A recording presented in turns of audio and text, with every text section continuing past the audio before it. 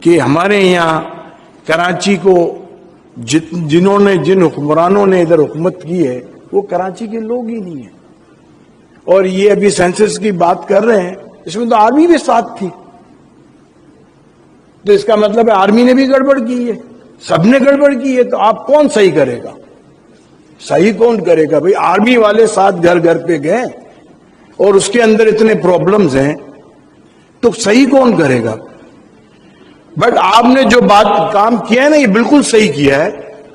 کراچی کے schools, colleges, banks, یہاں کے بزنس کمیونٹی, ٹریڈرز, یونیورسٹیز, یہ جتنے ادارے ہیں, جتنے کراچی کے لوگ ہیں, سب کو نکلنا پڑے گا ایک ساتھ. جب تک یہ ایک ساتھ نہیں نکلیں گے کچھ بھی نہیں ہوگا. آپ مجھے بتائیں, صرف 55 ارب روپے, 55 سے 60 ارب روپے انفراسٹرکچر سیس کی مد میں سندھ گورنمنٹ کو پیسے ملتے ہیں, ایکسائز ڈپارٹمنٹ کو. کتنے؟ 55 سے 60 ارب کی. اور انفراسٹرکچر سیس کا مطلب یہ ہے کہ آپ کے انفراسٹرکچر سے گزر کے جو گاڑیاں گئی ہیں, یہ اس کے لیے ہے نا کہ وہ خراب ہوگا. تو یہاں سے تو کراچی سے نکلنے کے بعد تو موٹر وے اور ہائی وے پہ چڑھ جاتی ہے. تو کہاں کا انفراسٹرکچر خراب ہوا؟ کراچی شہر کا. تو کراچی کو کیا ملتا ہے اس میں سے؟ وہ کبھی سی ایم ہاؤس میں نے یہ بات کی تو بولے اس کو نہیں بلایا کرو آئندہ. ادھر یہ حال ہے, یہ حقیقت ہے, یہ حقیقت ہے. اور ایک دفعہ میں نے کور کمانڈر آفس میں یہ بات کی, جب میں بات کر کے باہر نکل رہا تھا. چیف آف آرمی اسٹاف آئے تھے, باجوہ صاحب تھے, نہیں وہ تھے اپنا کیانی صاحب, باجوہ صاحب تھے, باجوہ صاحب. جب یہ شبر زیدی, تو گڑی گڑی فون آ رہے تھے, نمبر کوئی نہیں آ رہا تھا. تو مجھے زبیر موتی والا نے فون کیا, یار تم کو فون کر رہے ہیں اٹھا نہیں رہے. میں نے کہا نمبر ہی نہیں آ رہا, میں کیوں اٹھاؤں؟ بولا یار وہ ادھر بلا رہے ہیں, ادھر آ جاؤ. میں نے بولا یار میں تو فیملی کے ساتھ بیٹھا ہوں, میں تو نہیں آتا, میرا اپنا کیا کام. جب میں ادھر گیا تو مرحوم مہتاب چاولہ تھے میرے ساتھ, زبیر بیٹھے ہوئے تھے. میں نے ادھر سب کو, جتنے لوگ بیٹھے تھے نا, میں نے ان سب سے کہا کہ خدا کا واسطہ ہے کراچی میں ہی آئے, کراچی کی بات کرو, چمچہ گیری نہیں کرنا. آپ سب لوگ ایک تو تعریفیں کرو گے اور چمچہ گیری کرو گے. اچھا یہ بات میں نے کی ادھر, تو آرمی کے کچھ لوگ کھڑے تھے اور سن رہے تھے.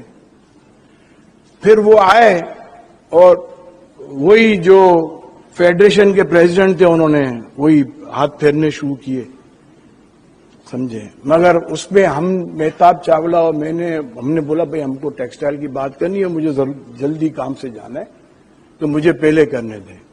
میں نے بادشاہت کی ادھر. جب میں اٹھ کے باہر نکلا تو مجھے ایک بریگیڈیئر نے بولا یار آپ کا کارڈ مجھے چاہیے. میں نے کیوں چاہیے؟ آپ نے بولا آپ کے پاس تو ہے سب چیزیں میری, اور میں کوئی آفس سے تھوڑی آ رہا ہوں یار, میں تو فیملی کے ساتھ تھا, وہاں سے آ رہا ہوں. تو مطلب یہ حال ہے. کوئی بولتا ہے تو اس کو بولتے ہیں آپ کا کارڈ دو, آپ کا یہ دو. مطلب سچی بات کرنا بھی گناہ ہے. کیا ہے؟ اور اس کا ایک ہی سولوشن ہے جو میں نے ابھی سمجھا ہے. دیکھیں آج یہ سرکولر ریلوے کب بنی؟ آپ مجھے بتائیں. حبیب بینک پلازا کب بنا؟ تو ہم نے تو جب سے ہوش سنبھالا ہے تو نیگیٹو گروتھ ہی دیکھی ہے. اور جس دن یہ نعرہ لگا تم ادھر اور میں ادھر, اس دن کے بعد نیگیٹو گروتھ ہوئی ہے. آپ 4-5 بیسک چیزیں ہوتی ہیں جس پہ آپ شور مچا رہے ہو. میرٹ ختم ہو گئی. مجھے کوئی میری فیکٹری میں کہے کہ آپ سفارش پہ آدمی رکھو سارے, تو میں رکھ سکتا ہوں, فیکٹری چلا سکتا ہوں, سوال ہی پیدا نہیں ہوتا. آپ مجھے بتائیں کہ یہاں میرٹ پہ کتنے لوگ بھرتی ہوتے ہیں؟ پاکستان میں کتنے لوگ میرٹ پہ بھرتی ہوتے ہیں؟ آپ نے اپنے آئین کے اندر وہ سسٹم بنا دیا کہ میرٹ کو ختم کرو. میں اسمبلی میں کوئی 20-25 سال سے جاتا ہوں, نیشنل اسمبلی میں اور سینٹ میں. وہاں میں لا میکرز جو دیکھتا ہوں تو میں سوچتا ہوں کہ یہ جو لا میکرز ہیں یہ ہمارا قانون بنا رہے ہیں. آپ ان کو دیکھ کے حیران ہو جاؤ گے. میں حقیقت بتا رہا ہوں. صرف آپ ان سے سلام دعا کرو اور آپ اپنا ایجنڈا دو، وہ پاس ہو جاتا ہے. یار آپ مجھے بتاؤ، جب اس ملک کے ایسے لو میکر ہوں گے تو لو کیا بنے گا؟ یہ حقیقت ہے. تو آپ کہاں کس سے مانگ رہے ہو؟ آپ کس سے امید لگائے بیٹھے ہو؟ یہ تو عوام کو نکلنا پڑے گا، اور ہر لیول سے، ہر جگہ سے. اور ایک ہی طریقہ ہے کہ یہاں ہی کے لوگ سب کچھ کریں، اور کوئی نہیں کرے گا آپ کے لیے.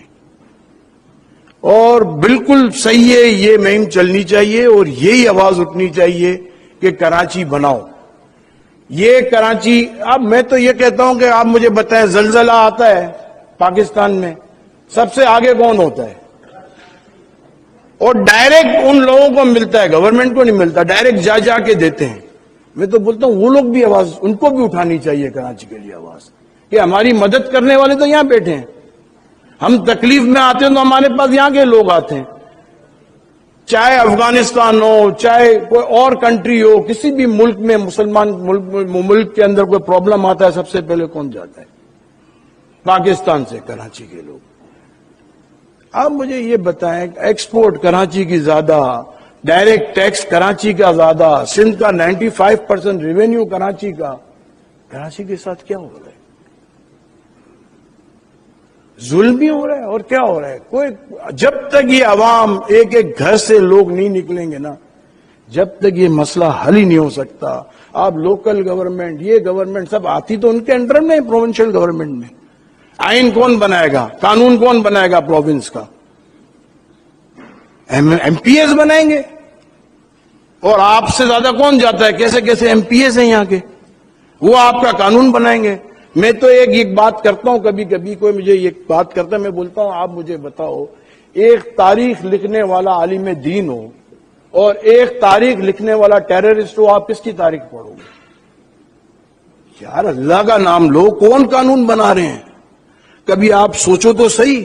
آپ اسمبلی کے سارے آدمیوں کو چیک کرو، یہ جو قانون بنا رہے ہیں اس میں سے کون لوگ ہیں جس کے آپ جس کو سلوٹ کرو کہ یہ آدمی قانون بنانے کے لیے بالکل قابل ہے، وہ ہمارے قانون بنا رہے ہیں. تو ہم کیسے صحیح ہوگا ملک؟ آپ مجھے بتائیں کس طرح صحیح ہوگی چیزیں؟ مجھے تو نہیں سمجھ میں آتی. آج کل جتنے بچے ہمارے پڑھ کے آتے ہیں، بچے انڈسٹریلسٹ کے ہوں، بزنس مین کے ہوں، ٹریڈرز کے ہوں، باہر سے آتے ہیں، تھوڑے دن میں بھاگ جاتے ہیں. تھوڑے دن میں میں ابھی ریسنٹلی شکاگو گیا تو ہمارے دوست، ہمارے کالج اسکول کے دوست وہاں شکاگو میں مجھے ملے. وہ اتنے خوش ہوئے مجھے دیکھ کے. بولا ہر روز مجھے دیوان پہ آ کے وہ سبب سے لے جاتے تھے، اور رات کو 2 بجے تک. بولا یار ہم تو اب سب ریٹائر ہیں، بچے کام کر رہے ہیں، ہم 2 3 بجے تک بیٹھتے تھے. اور میں 15 دن تک بیٹھا، اور 15 دن وہاں رہا.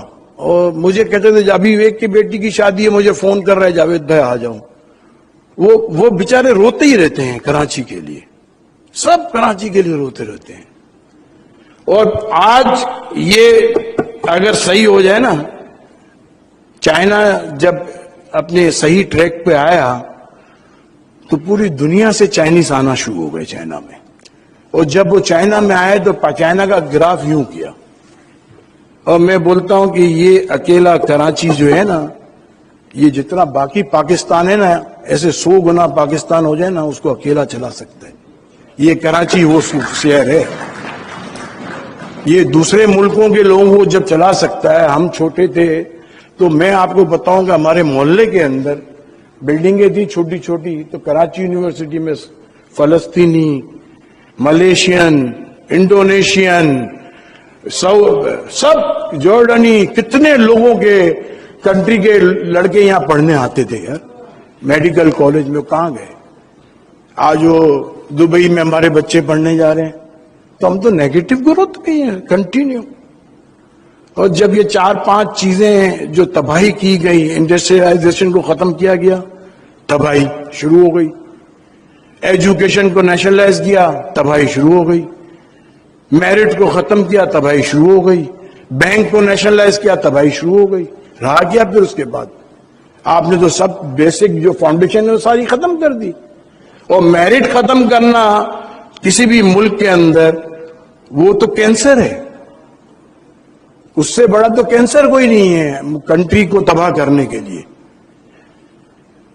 حقیقت تو یہ ہے. آپ مجھے بتائیں, میں side industrial S I T کے بورڈ پہ ہوں, وہاں ان کے پاس ماسٹر پلان نہیں ہے, ان کے پاس ٹائٹل ڈاکیومنٹ نہیں ہے. 7-8 انڈسٹریل ایریا ہے. میں نے بولا بورڈ پہ, بھئی آپ کے ٹائٹل ڈاکیومنٹ کہاں ہیں, مجھے دکھائیں تو صحیح. تو کسی کے پاس ٹائٹل ڈاکیومنٹ نہیں ہے. ابھی ایک نیا انڈسٹریل ایریا اناؤنس کیا جس کا بلاول صاحب نے جا کے فیتا کاٹا. میں نے بولا بھائی ٹائٹل ڈاکیومنٹ کے بغیر کیوں اناؤنس کر رہے ہو؟ وہ اناؤنس کیا انہوں نے, اور وہ زمین وہ جہاں سیم اور تھوڑ وہاں پہ اناؤنس کیا. اب کیا وہ سب کو پیسے بٹوریں گے اور وہاں کوئی انڈسٹری نہیں لگے گی. تو کراچی کو اگر بنانا ہے تو میں سمجھتا ہوں کراچی کے لوگ ہی بنا سکتے ہیں. کراچی کے مقامی جن کا سب کچھ ادھر ہے, یہ جب تک اس کراچی کو اون نہیں کریں گے, جب تک یہاں کے گورنمنٹ ان کی نہیں ہوگی, تو یہ کراچی نہیں بن سکتا. اور میں سمجھتا ہوں کہ ہر جتنے لوگ یہاں ہیں ان کو اپنے اپنے ادارے, اپنی اپنی ایسوسیشن, اپنے اپنے لوگوں کو یہ کہنا چاہیے کہ ہم سب کو نکلنا پڑے گا, ورنہ کراچی بہتر نہیں ہو سکتا. Thank you. السلام علیکم.